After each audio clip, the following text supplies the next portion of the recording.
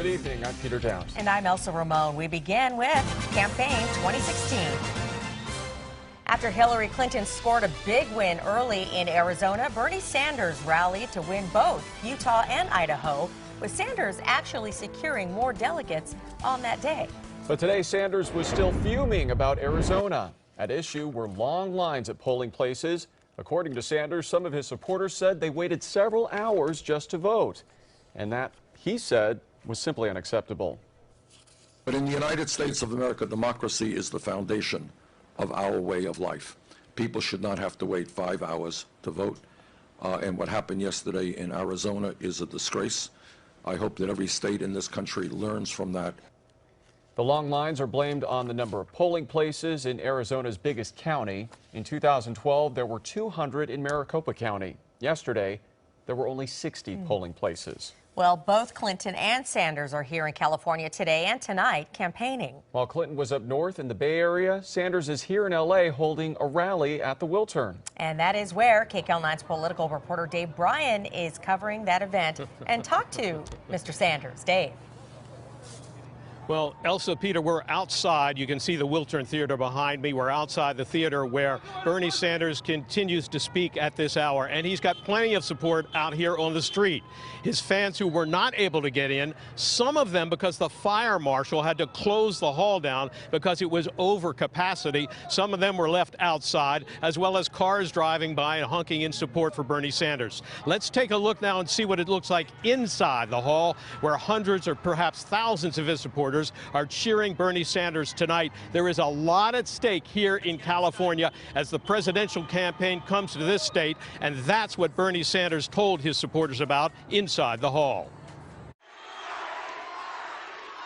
The road to the White House goes right through the West and right through California on June 7th. 546 Democratic delegates up for grabs in the California primary June 7th. That's why both Sanders and Hillary Clinton are in California tonight, and that's not going to change. Earlier today, I talked to Sanders in a one-on-one interview about the campaign. Is California important for you to win? Of course it is. I mean, California is the largest state in our country. It has the most delegates going into the Democratic convention.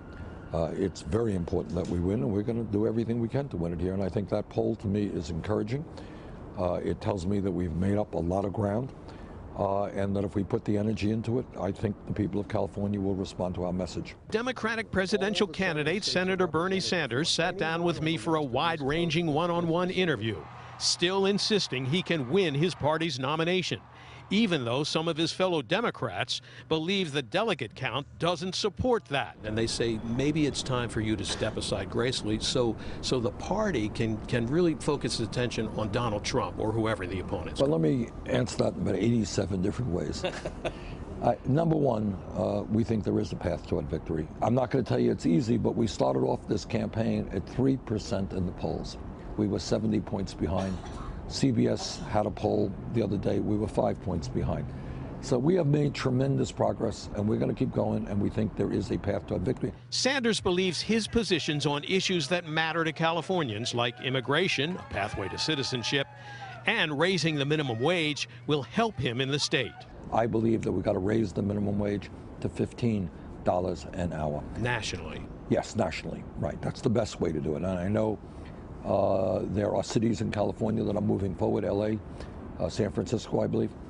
But at the end of the day, I want to see this nationally. In the shadow of the deadly terrorist attack in Belgium, Sanders says ISIS must be destroyed. But does that mean U.S. troops back on the ground in the Middle East? What's his plan? The way you do it, in my view, is you aggressively put together a coalition of Muslim countries on the ground. Not American troops, Muslim countries supported by the United States, supported by the UK, supported by France. A coalition. Hopefully we have learned a lesson from Iraq. Finally, one of the reasons Sanders is so far behind Hillary Clinton in the delegate count is that she has the support of hundreds of superdelegates, elected officials and party leaders who are not chosen in a primary or caucus, but are appointed by the party. And he has only a handful of superdelegates. I mean, I understand there's something to be said about having parts of the establishment play a role. But maybe they're playing too much of a role. I mean, what we're seeing is, you know, we're winning the grassroots, and Secretary Clinton has support from the moneyed establishment. Now, in the report, you may have heard Sanders referring to a new poll. That's the PPIC, Public Policy Institute of California poll, a highly respected poll out tonight. It shows he trails Hillary Clinton by 48 to 41%, but he says that's actually better than other polls have shown and that he's actually getting closer to her. Peter, Elsa, back to you.